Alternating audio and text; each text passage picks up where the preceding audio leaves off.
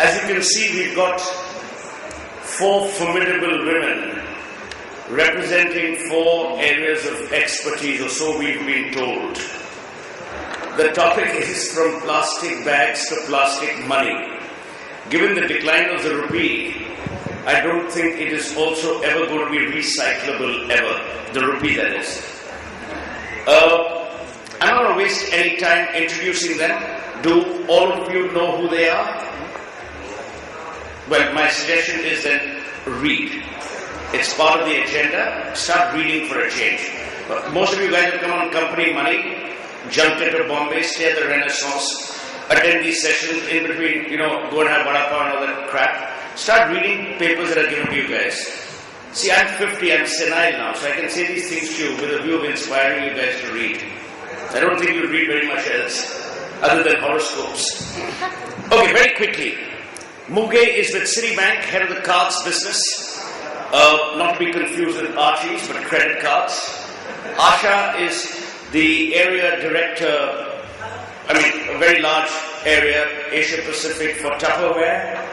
Ashni is the founder of the Future Group. A gentleman called Kishore works for her. And Pooja Jain is with Luxor, which is not to be confused with the Egyptian holiday place, but is in the pens business, or so we've been told, but they have multifarious businesses. She was also last week released from prison after spending a year for excise and customs violations. No, I'm just joking, I'm joking. So, this is how we'll do it.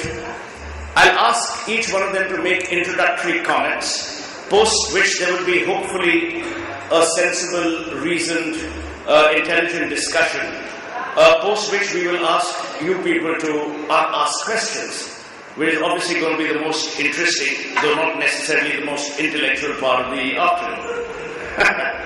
So should we start? Muge.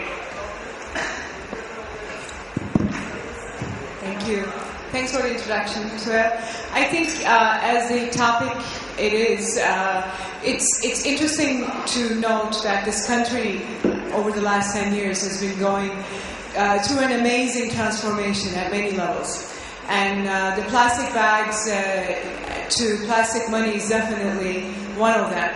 And in that sort of cycle, I think any one of you looking at the mix of the people and the faces, you probably have experienced the ups and downs of this thing called the plastic money. The money that you have, but it doesn't really exist, and you use it as if it exists, and sometimes it doesn't exist and you still have to pay.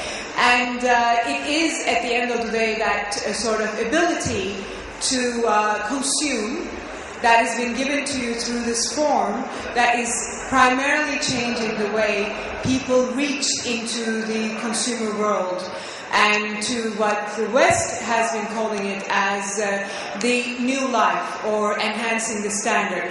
So having been here now 2 years physically living in India, I think India is in a very well-prepared stage of moving its consumer through the regulator as well as a lot of the consumer efforts that's going on into a much stabler fashion to a well-versed spend and understanding of the consequences of spend and how to also have fun with a little bit of taking risk of in terms of understanding how the cash flow can be managed. So from that perspective, I think it's a very exciting time.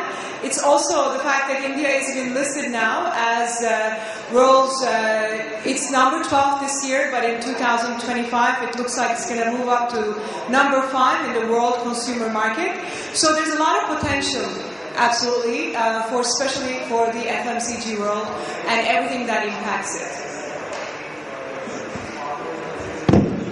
Asha? Thanks, Sunil. When I saw the topic, plastic bags to plastic money, and I'm somewhere in between.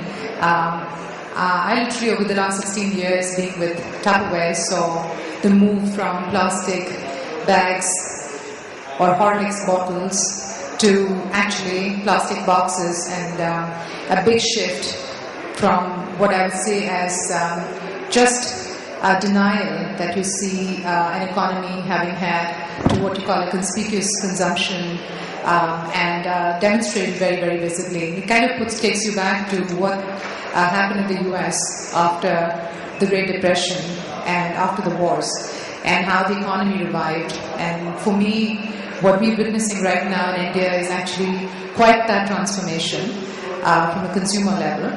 And our parents and the generations before that lived a lot in denial.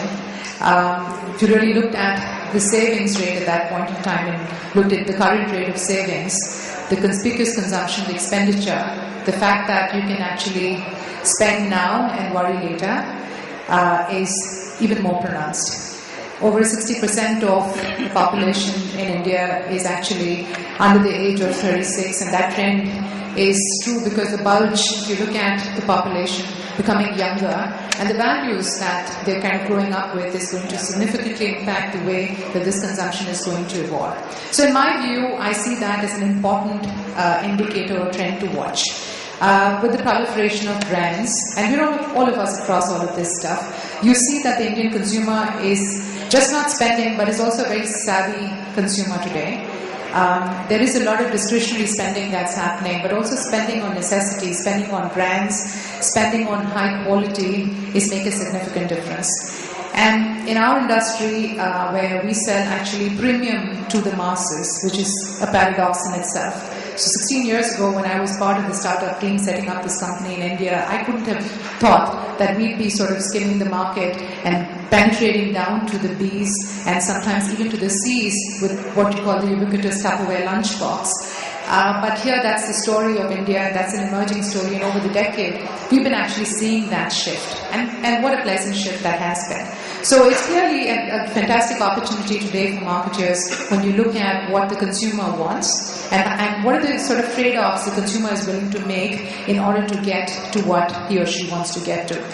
And I also see an important trend that's emerging in how women are spending. It seems like some of the other male panelists we sort of had on this panel, whose names were listed, chose not to be here, but we have an all-woman panel. And the lady panelists here would agree with me that the way that women are today influencing purchase decisions like never before, and the fact that they also influence the brand, the food that's eaten at home, the brands that have to be bought at home, are playing a huge role in how this consumption is being driven. And we're sort of across that, and I'm seeing that as a huge emerging trend. And one of the biggest trends that we see in a lot of expenditure, conspicuous spending actually happening in the realm of food. And I know we've just come back from a sumptuous lunch, but this trend around food is going to stay for the longest period of time. And it is a big trend. Food is fashion right now. Health is another huge and emerging trend. So you see a lot of expenditure actually drifting in this direction. And I see that as amazing trends for India to watch with. And we as a brand are across all of those things. And it's a very exciting time to be in India. So it's almost like no one's forgotten to tell us about the slowdown, if there is one. Okay, Ashni. I also want Ashni to Ashni, Pooja, and then the other panelists can pick up. I see 2 or 3 things happening. Number one, with the implosion of media, there is a desire to move out and into your house. Move out of your house, but also entertain at home. So you need a different order of stuff that you surround yourself by. Number 2, we're no longer worried about depleted savings because of, again, this renewed independence. Most parents hope that their children will elope if they don't commit suicide before that, attempting to marry each other. I'm just joking. The third, which is an alarming thing that's happening, is Indians want to be more successful than the Joneses in today's world. So it's not only conspicuous consumption, it's also the ability to size up that consumption. So against this backdrop, I'd also like you to reflect on what's happening in terms of from plastic bags to plastic money. So I represent the modern retail world up here. For us, we look at India a little differently, and I agree with what Mr. Seth just had to say. I think our parents were born, I can speak for myself here, in a socialist economy, in a different era, and they grew up in such an era where spending was considered to be a taboo in some sense. For them, saving was the way to go. However, today's Indians are brought up thinking differently. They're brought up to spend. Consumerism is all around them, so it's not something they can avoid. That's one comment that I could make. The second thing that we feel is, and it's different in India here because, and perhaps recession or slowdown does not hit us as much, is because in India perhaps large part of India still consumes around festivals and marriages. I think this year versus last year, we saw 15 new additional days, auspicious days, where weddings could take place. So that means that so many more people were getting married this year. And that clearly reflected in some key months of our sales. So, for example, even a format like Central, which, we would typically not imagine being, led by, let's say, weddings or purchases like that, in a certain month we saw 20% additional sale, and we think and we can attribute it to weddings at large. So I think there's a different way in which India looks at consuming, and I think we as retailers at large, as anyone making any dent in consumption in India, should reflect upon it. I think the other thing is that we in India live in communities, and communities to a large extent have their own media. They have their own socio-economic systems, they have their own sabhas, they have their own meetings that influence a lot of their choices. And here I'm really talking about the middle class core of India.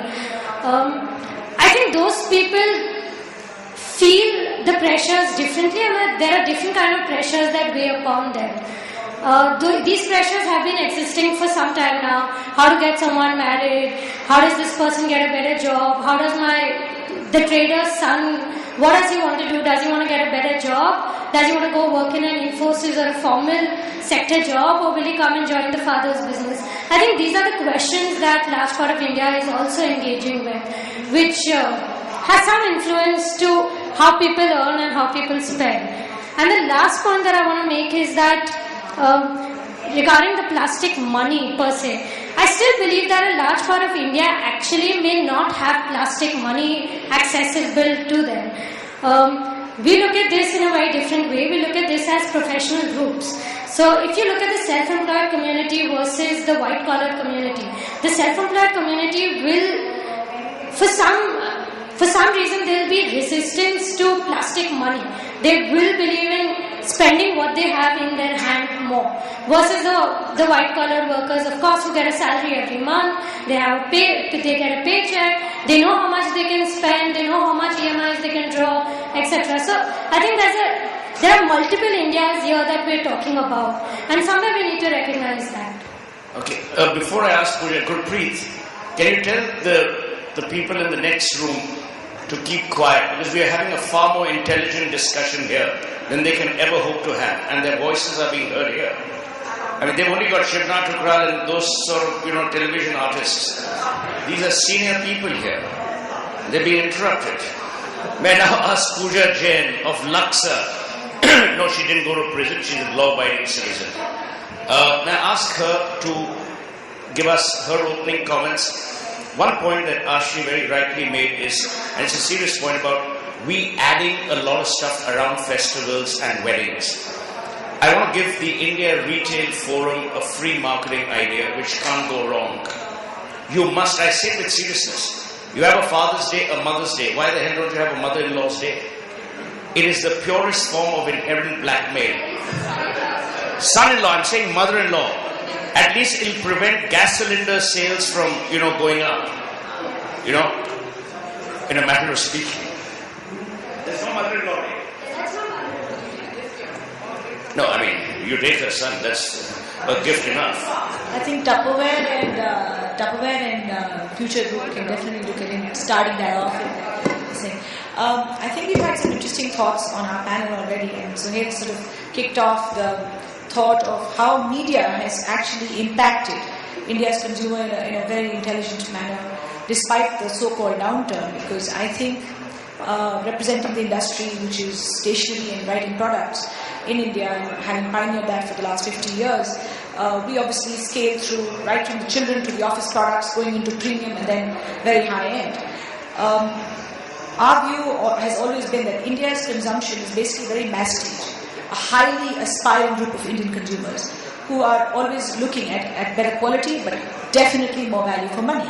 And that, at this moment, is the most important focus for all consumers at all points of sale, whether it's traditional retail or modern trade. That is obviously one of the key areas which I think consumerism in India is all about. And I think services, car loans and your area as well, stem from that basic concept.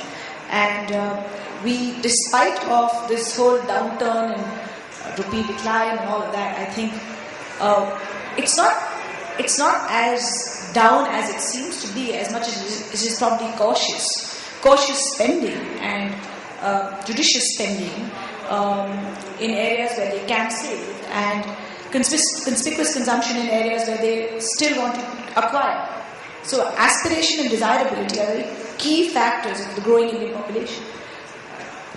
Okay. I want the panel to reflect on if and when the savings rates deplete, as they will over time. It's part of any evolving society. We've seen that over the last couple of years in China. It's going to happen here. And as we build a more robust credit economy, you will have a parallel cash economy. I've never seen any politician whip out a credit card. Because, they're all rogues and scoundrels. They make their money in cash. So, they're not going to put stuff out. Do you think we have the modules of ref checks? Do we have enough due diligence in place? Do we have the mechanism of, checking credit worthiness in the strictest possible way that we see in the United States? And, your credit worthiness then makes you an applicant or makes you eligible for various other things. Where are we in just the entire process domain in today's India? I think, so here's the actual status as it stands. India is right now probably about 20 years, US, let's call US 20 years ago, okay, in terms of access to credit, in terms of the percentage of people who actually have legitimate access to credit, and people who want to have legitimate access to credit, because these are all different tranches. And if you look at the infrastructure, right, the infrastructure is probably definitely more than 20 years behind US, right? And if, let's look a bit closer, and if you look at the infrastructure in China, the speed that China has taken its infrastructure in the last 15 years is probably very rarely seen. And it's not only, a lot of people talk about the roads and the factories, but it's also about the actual transformation of the use of data, transmission of data, access of data, and the ability to assess people's worth and their access to the span levels and the opportunities. So that, in the last 10 years, China has completely revamped itself into a completely digital platform where their acceptance, what we call here, for example, rupee, right? It's China Union Pay, basically, is the world's #1 right now transmitter of monies. So that's, in 10 years, what they have been able to create. And therefore, despite the fact that the black money, or the cash economy as is also called, exists heavily, it is at a much lesser rate than it is in this country. In India, we are a bit further away on that aspect than we would, I think, like to be, especially in the industries where I am, where we would like to have more access to people, because we would like to keep them within the realm of eligibility. But we can't, because the sources of income cannot be declared in most of the cases. So, we need to all understand this. These are all connected to each other. But in terms of the credit accessibility and how we actually assess you as a person, India has a very robust credit bureau that's called Civil. Okay? And that's why I said it's probably about 20 years, much closer from that perspective where US is today. And and it is very robust as much as the industry chooses to keep it robust. Because civil, as you guys know it, or the credit bureau as its official name, is dependent on the amount of data and the correct data that has been transmitted from the banks or the contributing financial institutions to this platform, and then being shared at the level of the customer or the individual or the consumer, we shall say, back to the financial institutions who are willing to take a bet or take a call or accept monies from an individual into the financial system. So that's how it's played. But right now, if I look at the sort of these different elements, I think we are on the right path. We're definitely making progress in terms of the infrastructure of being able to assess you as individuals, how worthy you are from a credit perspective. That could be in the form of a loan, a mortgage, a card, or auto, whatever you choose, right? But we also are looking at your net worth. Okay, so what do you have as savings in a bank? Okay, how are you capable of handling your spend in form of a credit, right? Versus what do you have in the bank? What is your regular income, etc. So from that perspective, I think one of my co-panelists have made a comment here. Actually, I think the fact is most of the self-employed, therefore, are not properly assessed from a credit eligibility perspective. Because most of the self-employed, due to the nature of the business they are in, they are not either willing to put the monies in the bank or not willing to basically inform necessary institutions where the money is coming from, right? Or they really want to stay what we call off the grid so that they can have the monies more comfortably transferred. The largest element of this side economy in this country actually resides with real estate. And if I was to take a poll here, just a show of hands, and who believe in Mumbai, investing in a house is one of the most important decisions of your lives. I am guessing about 50% of you, right? Let me see a show of hands. So less than 50, so I'm guessing not everyone is from here, but nevertheless, but when I look at the people I meet and ask them this question, there's not a single doubt that the largest investment they're going to do is going to be a real estate in Mumbai, and they know that even that, by the way, 50% maximum is registered. The monies you pay and the monies is transferred in between. Maximum of 50%. The rest is all cash. Now, until that changes, it is almost impossible for this economy and for this government, and it doesn't matter what government, by the way, because that's a constant conversation that I have with my colleagues and some of the other people. Until the governments have access to monies to spend on the infrastructure that the people will depend, okay, it's this vicious circle, then we are never going to be able to see the actual monies turned into something that you see.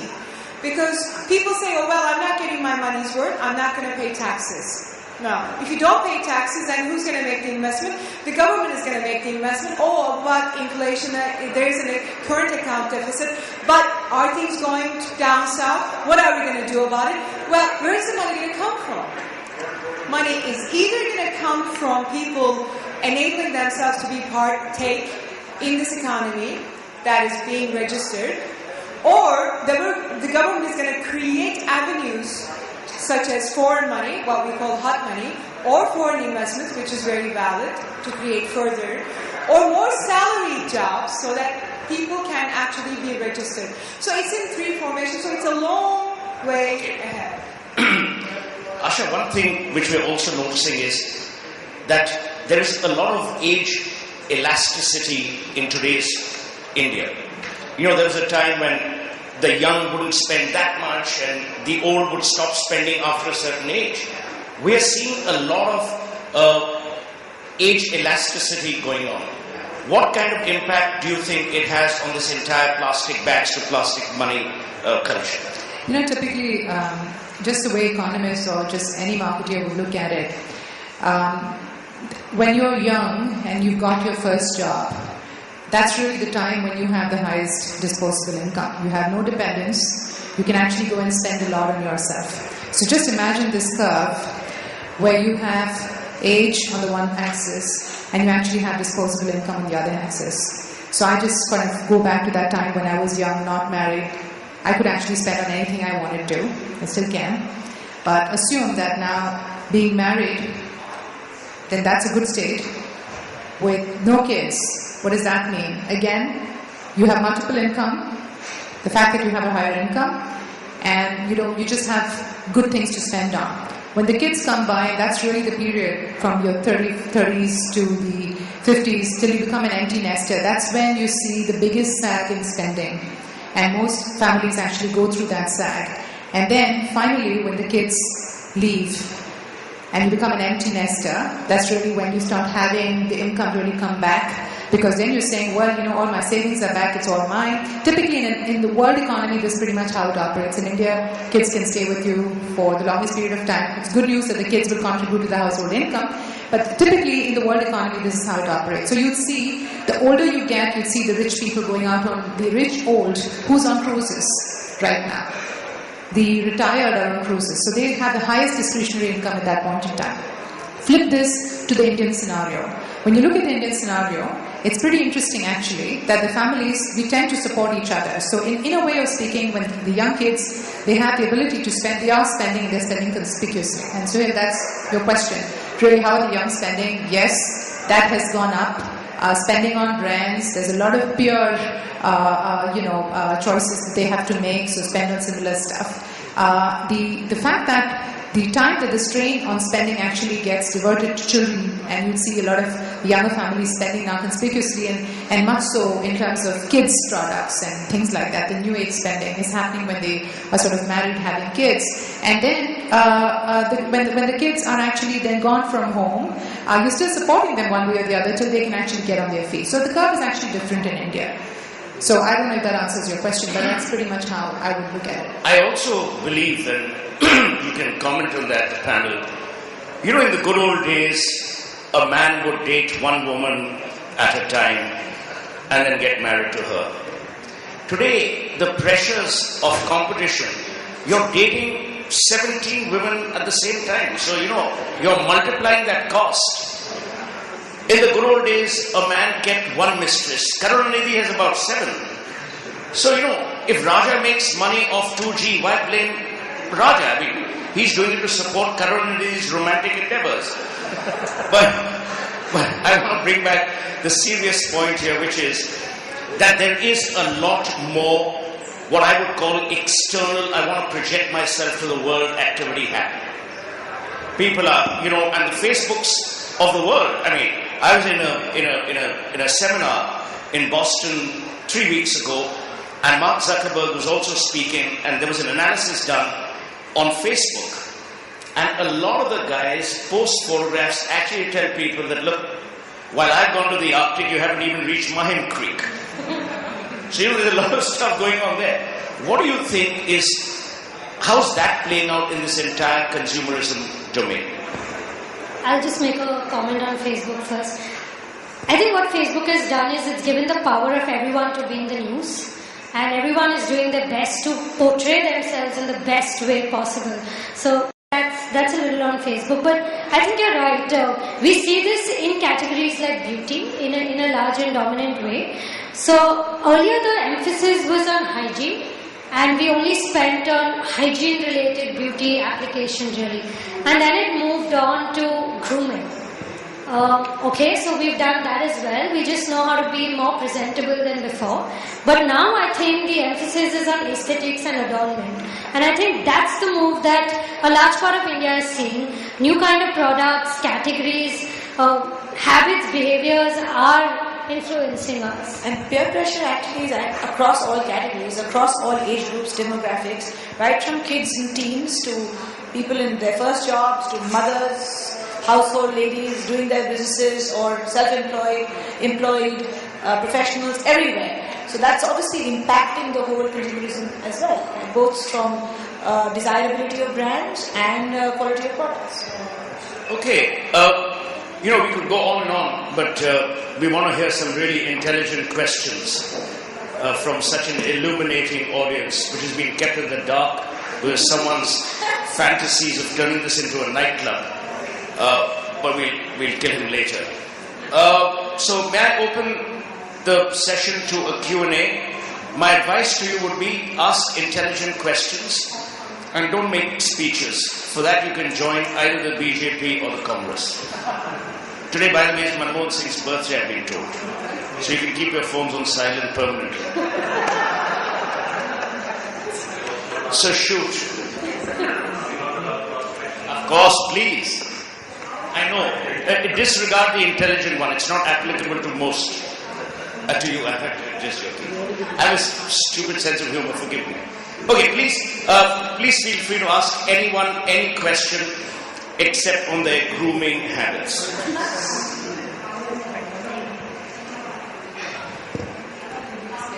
No, this happened yesterday also. There'll be some guys who'll be waking up right now. See, there you are.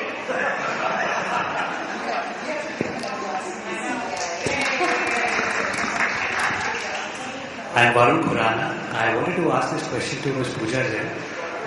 We see Luxor diversifying from writing instruments to nano clean products. What do you think to nano clean? There are products like, I think, nanotechnology to treat wood and clean all that. Yes. What is the relation between the diversification? Like your existing writing instruments, consumers are very different. The product is also completely different from the It's when you have too much money, you don't know what to do with it. She's not getting married. No. She's not going to have a wedding in Florence. Might as well get into nanotechnology. I don't think that's the point. I think business has no relation on these areas. So if there is a market, you see the creation of a market. So if you look at the nano clean product and the ideology behind it, it's actually a habit changing product. It's not a cleaner, it's actually a cleaning and a protector. And for the first time in India, you actually have a product with different applications, which was not there. So Luxor as a philosophy has always followed pioneering the industry. And here again, we sort of stepped in and looked at pioneering the industry in a new area, which the country has not seen and the consumers have not seen. What the hell is nano cleaning? Nano cleaning is a cleaning and impregnation product, which is based... Impregnation? Is it something to do with IVF? No. Then? So what is it? Yeah. Do you know what nano cleaning is? I will explain. We are giving you 30 seconds free commercial time. Well, nano clean is obviously a cleaning based solution, which is based on non-detergent, completely green. Besides cleaning, it protects the surface of any surface applied on. So nanotechnology, for those who don't know, is a very small molecule, which actually is the future for most technologies in the next 50 years. In this product, the solution, the cleaning solution, is for application on steel, glass, plastic, wood. So instead of using a detergent from P&G or any of the column-based solutions, which are soap water, this is a high technology solution, completely green. It protects all Is it surfaces. green in color or eco-friendly? Eco-friendly. So is it a liquid? It is a liquid, it's a spray. I have to send something to you. And I'll pass it on to Mayavati. She needs it. no, I'll send it to you. Okay. So now you've got nanotechnology? So don't mess with her. Okay. Yeah.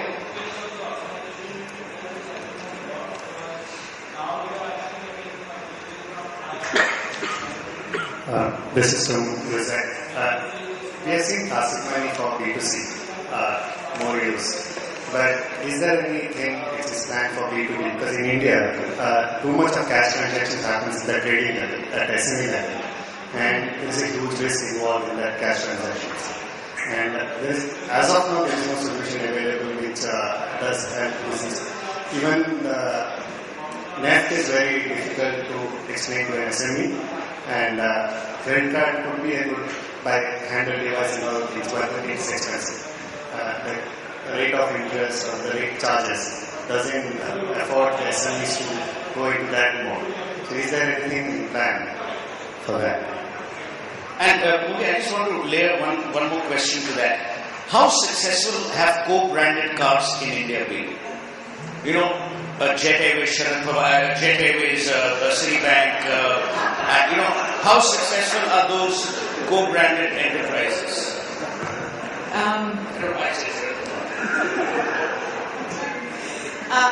Okay, so I'll answer the easier question first. Your question is a little bit more sort of in detail. I think co-brand cars have been successful in this country up to a certain level, right? And I mean, I can claim that since selfishly City has been the pioneer in that, and we still have the relationship of the first ever co-brand card, which is the IOC card. In this country, goes back to 1997. There were no co-brand cards in the country before that, and we do have success stories and not so much success stories. And some of you may know, we did get out of some of those co-brands, for example, the one that you have mentioned, due to those success measurements not being continuous, right? So co-brand cards is an evolving story. I mean, I see another great partner of mine here sitting, Shopper Stop right here, and that's another great co-brand, for example for our business. I cannot speak for others, which we have very solid partnership, and we have invested in that partnership. Co-brand cards is like the marriage that you don't like, right? So it's like it's you are in. And you really want to get the outcome, but there are sometimes conflicting priorities, and there's always a way. There needs to be a way and good sort of partnership that's going to enable that common goal to be constantly traced. If that common goal disappears, it's very easy for both parties just to go on their way, and it never works. So it's a constant work, and it's a very important element of understanding and setting that goal. So in terms of the SME segment, that's a topic that is very dear to my heart at many levels, because I think this economy is losing a lot of money and losing a lot of opportunity by not providing and enabling a service that would bring most of the, especially SMEs, because MMEs or the largers, they have access to this, right? And there are two reasons behind that. One is infrastructure, right? Most of the places and most of the sort of geographies the SMEs largely exist, the access to a reliable infrastructure, not necessarily always there. Now what's happening, and we are working on it as an industry, is your phone, which is right now is giving you everything, very soon will actually act as your device to be able to move monies. And some of you may have heard of IMPS. IMPS is actually the first implementation of such a thing, which is provided by NCPI, and it is a national provider for this country. Therefore, it will be enabled anyone and everyone who has a mobile phone as well as a bank. Now, what you are requesting would make a lot of sense if the self-employed society got together and took a decision saying that, yes, we would like to come into the registered economy. I'll give you one example why I just made this request is, if you take telephone companies, these mobile companies or landline companies, they have brought a concept called CUG, the closed user group. And this they have done with a trade. Let's say, for example, electronic trade or a steel market or a cloth merchant markets. any city where all these markets are actually concentrated markets. Right. So there will be about 1,000, 2,000 and 10,000 people together. They build this and this extensively being used. So if there is a closed loop or one banking concept where everyone transacts, so the cost of cash management comes down very drastically and it can benefit in the retail terms much better. And so they will also then interested to take plastic money in more. I understand, and I'm not sure if it will automatically result in plastic money, right? The way I see how the behaviors work, but I would like to hope is what you're saying is will. Because we had proposed to see. Now, my friend, you know.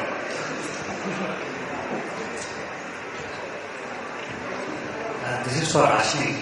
But did you ask a question? Very sweet. I will not ask another one. Yeah, go ahead. Only the moderator can ask as many as he likes. I don't ask any. I wanted to ask Ashni. In fact, I believe every seller would answer this question for themselves, that why should somebody come to Big Bazaar and not go to a Reliance Fresh or Spencer's or more? And why should somebody come to Pantaloon and not go to a West Side or maybe Lifestyle or Reliance Men's? That's a brilliant question. So Big Bazaar offers a different experience compared to many others. One is we believe that Big Bazaar is a value variety departmental store where you get multiple categories at the best and the most fantastic bargains and prices.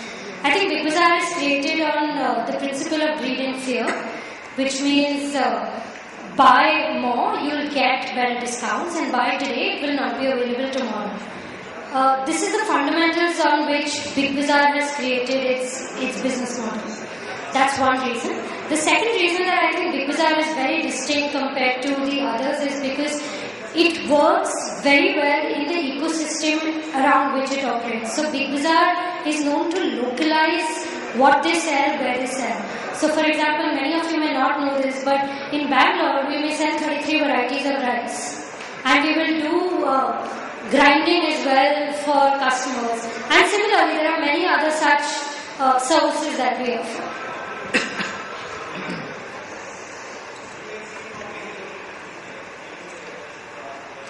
Any more?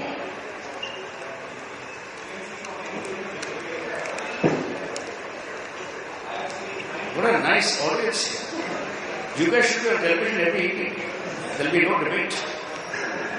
But on a serious note, I must thank the panel. This is a tricky time in our country for various reasons, the economy being only one of them. I believe we are yet to see more upheavals as far as the sociological underbelly of India is concerned.